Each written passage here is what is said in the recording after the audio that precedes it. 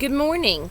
Please join me in the scripture reading this morning from Hebrews chapter 11, verses 1 through 16. Now faith is confidence in what we hope for and assurance about what we do not see. This is what the ancients were commended for. By faith, we understand that the universe was formed at God's command, so that what is seen was not made out of what was visible.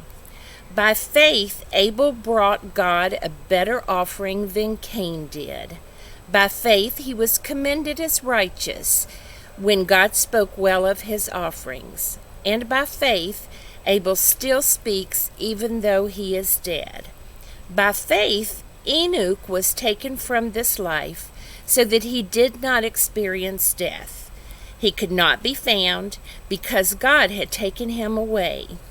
For before he was taken, he was commended as one who pleased God.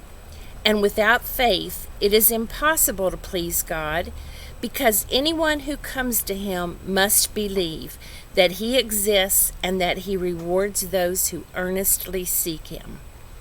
By faith, Noah, when warned about things not yet seen, in holy fear, built an ark to save his family.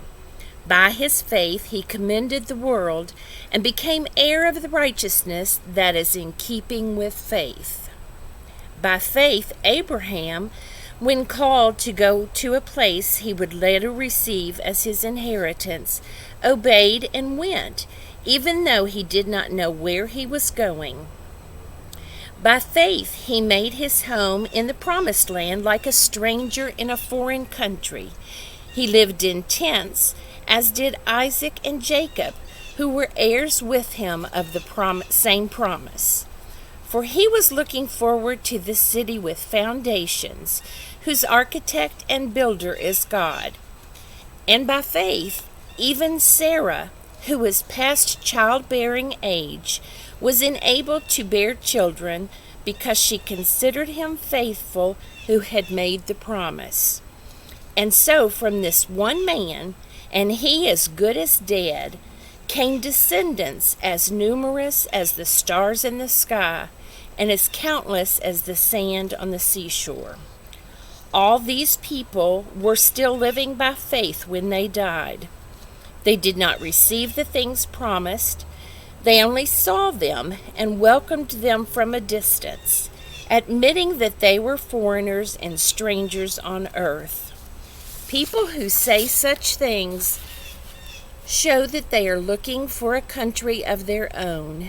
If they had been thinking of the country they had left, they would have had opportunity to return.